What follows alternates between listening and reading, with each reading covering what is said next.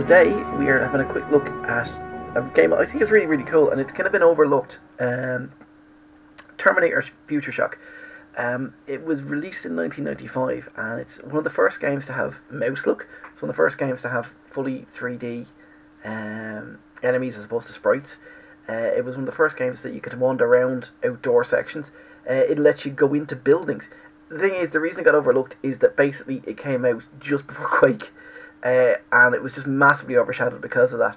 But back in 1995 when it was released, I was working in an electronics shop selling computers, and I just got my first computer. So I've been eyeing this up in game at the game shop, and I picked it up straight. Literally as soon as I got the PC, I picked it up, and I loved it. So we're gonna have a quick look now. I'm gonna try and get it working in DOSBox, and we're gonna see if it's still as good as I remember. Before I go any further, apologies by the way. I meant to do lots of cool videos over Christmas, and unfortunately real life has a habit of catching up with you, and just didn't get a chance. So hopefully catch up with myself in the new year and get lots more cool stuff done. Anyway, Terminator, let's go.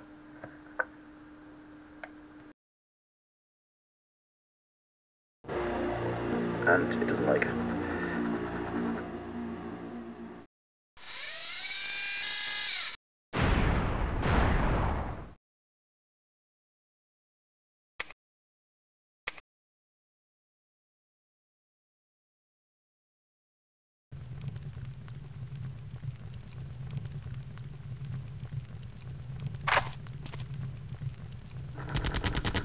Okay, I should probably actually play this instead of just, shooting large inanimate objects.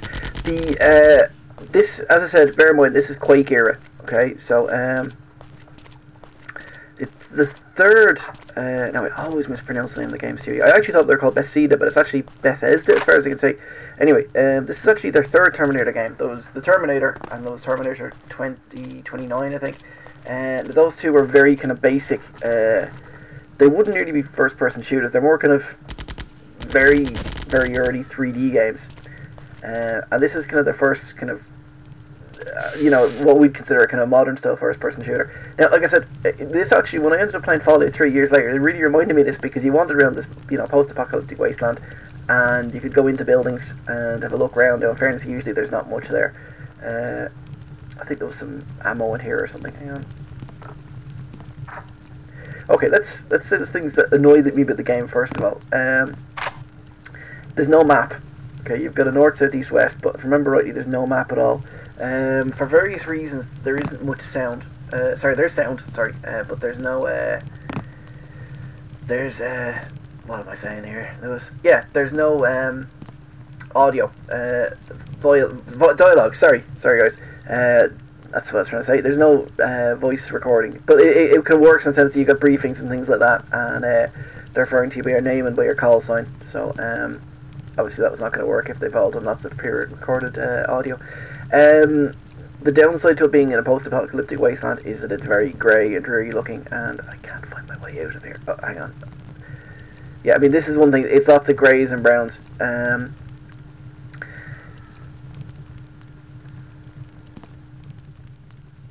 It's also, again, we're a retro gaming review site, so you can't say, you can't say that the game being a bit blocky is bad, but compared to Quake, which you could crank up to super high levels, it does look a bit blocky. There was the game that came out after this in the series, Terminator Skynet, actually upgraded the graphics. The engine had better graphics, and it actually lets you go back and retroactively upgrade this game as well. Now, I had enough trouble getting this working in DOSBox. That I didn't want to go back and try and mess things up even more. But it's not too bad. Like I said, it's a little bit jerky every now and then. This could just be my PC. I found this is funny. The last couple of games I wanted to review, I was looking at things like Screamer and Fatal Racing or Whiplash, and they just don't run properly in DOSBox. So I think my next little project is going to be to build an old laptop running Windows 98.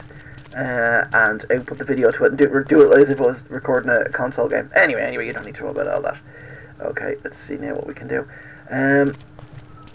So basically, the way this works is it's free roaming to a certain extent, but you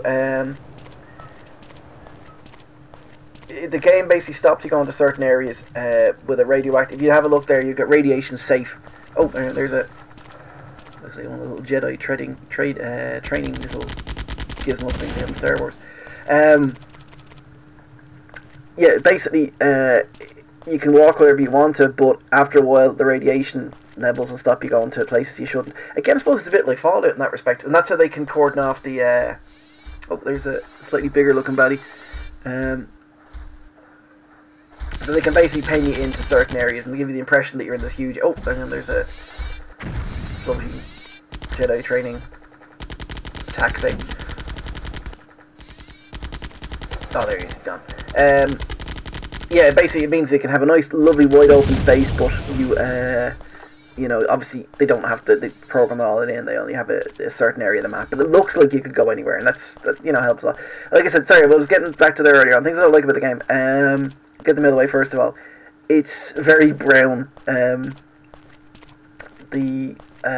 wow, hang on. Let's look at him. Now, like I said, up until this point, I mean, you were talking about the likes of Doom and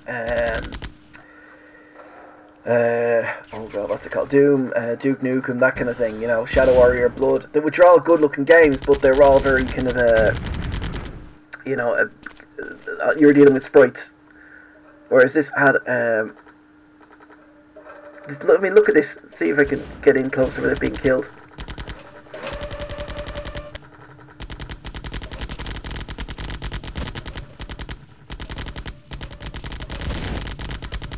Oh, he's shooting me in the face.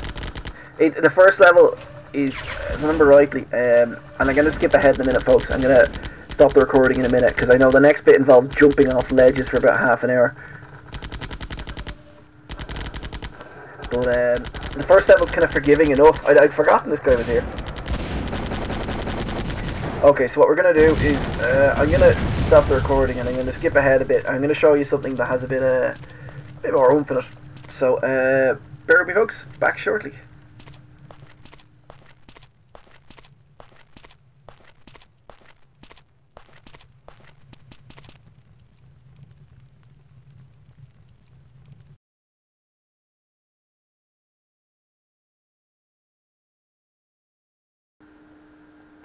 Okay, so this is I could try the briefing screen, but it's a bit boring. This is the second level, if I remember rightly, and our second mission. It takes a while to get to it, but it's a driving section. I mean, this is Quake era, and it throws you into a jeep and says, "There you go nuts." And you basically there's a oh cool! I'd forgotten how cool that looked. There's the hunter killer things. It's one of those turret things. It's a bit like in the Empire Strikes Back video, or Star Wars video game, the arcade game. Now, unfortunately, folks, I have no idea where I'm going. I think it's oh there we go. There's a kind of very basic GPS. Oh, you want to head north from here. It's the only problem. I stuck Lewis Dublin in, you know, because the channel has my name, so everyone refers to me as Lewis Dublin. And where normally they'd be calling you Tom or Mike, whatever. It's going to Lewis Dublin. So it's a bit silly looking, but there you go. Oh, let's shoot it's a rocket launcher thing. Oh wow! Now, like I said, this game was completely overlooked, and it was. Now, don't get me wrong, I love Quake, you know, and it's apples and oranges because it's a totally different game. But there's a bit later on, I think, and I could be wrong, and I'm not going to get to it tonight because it took me bloody ages to get to this section. There's a bit where you can fly around in one of the hunter killers, one of the basically a converted helicopter kind of thing. Ow, barrier. I should probably need to be heading north.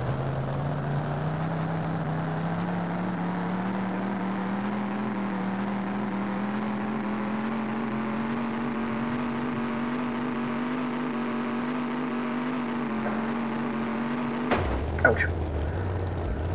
My driving skill's not the best. But look, I can shoot abandoned cars. And a bus! Hey! Oh, I'm heading west. Hang on, that's not good. Apparently I should be heading north. Oh, something's hitting me in the face. Again, I can't get over. Like I said, it's they're playing this a bit now on DOSBox. It's a bit jerky. I have an add-in for DOSBox, I'll tell you a bit later. Oh, the tank. I have an add-in that kind of made it a bit easier to get it working, but literally I had to do all sorts of jiggery-pokery with the CD and copying the CD to the contents of the hard disk and all sorts of stuff. But yeah, anyway, the point is, I've forgotten how enjoyable this is. There's later sections, and I'm probably not going to get to them in this review, but there's later sections where you're kind of underground, man. It's more traditional looking first-person shooter. You know, it's lots of brown corridors, but just, it's, like I said, it's so ahead of its time, and it just was so unlucky that it was up against Quake.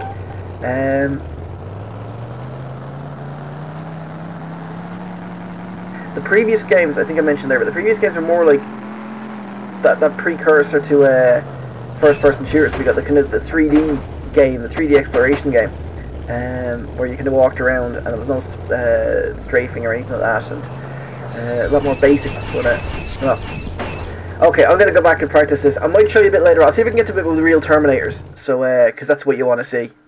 Okay.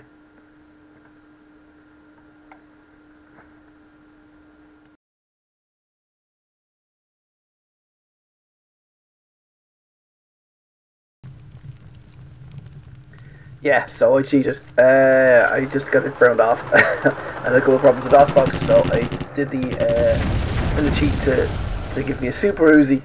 So I've made it a bit further. And this level actually has proper Terminators. If I can find, oh, there he is. There he is. He's a bit brown, and you can't.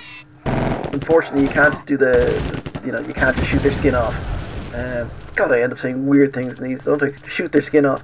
Yeah, you can't do that thing where they, you know, they get, you see the Terminator revealed underneath, but you do get to shoot them. And then later on again, there is real Terminator there, you know, kind of guys, the silver exoskeleton fellas. Oh, let's just shoot it down.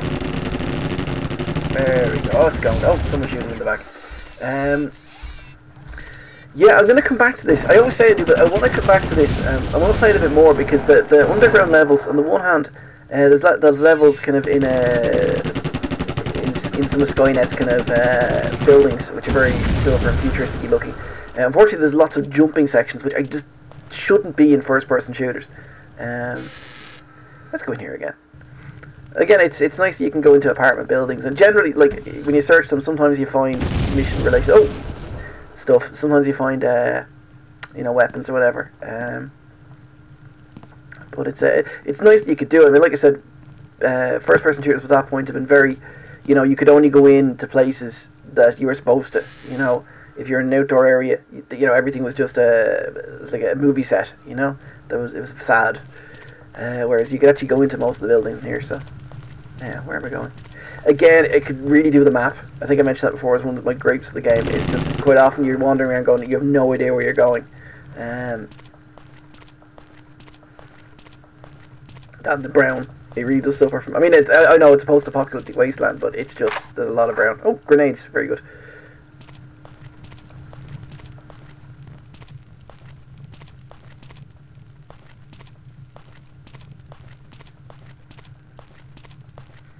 Dum-de-dum-dum. Oh, I think we have to go into the mountains here.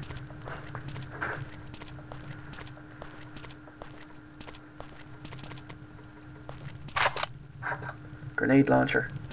Oh, bugger. I've been avoiding getting new weapons just in case this happened. Alright, I could probably take it out with the grenade launcher.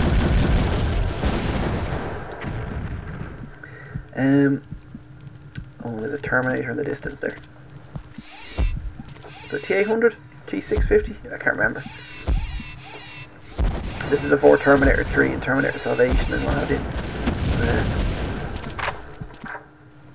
It's an energy battery for something.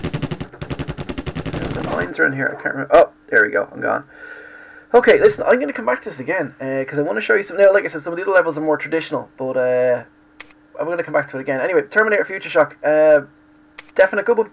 Worth checking out. So, there you go, Terminator Future Shock. It's probably never going to crop up on the likes of Steam or whatever, just for licensing issues. Because the seed of the company that own it don't own Terminator anymore. Own the rights to make Terminator games. So if you want to play it, your best bet is probably eBay. and even then, unless you're prepared to make a Windows 95 machine, I found the best way of getting it working is something like virtual machine, DOSBox rather, and using a thing called D-fend, a nice little add-on. I was able to get it working. So if you ever pick up a copy and you want to get it working, not sure how, drop me an email, send me a carrier pigeon, whatever. Alternatively, I might post the details on the YouTube page on Luxuries Outdated, my little blog. So there you go. One last thing. I don't know if it's a refresh rate issue or just a screen issue or God knows what, but I found after a few minutes play, my eyes were getting very bloodshot and I was getting a very metallic taste in my mouth, and for some reason I was getting an almighty urge to kill Sarah Connor.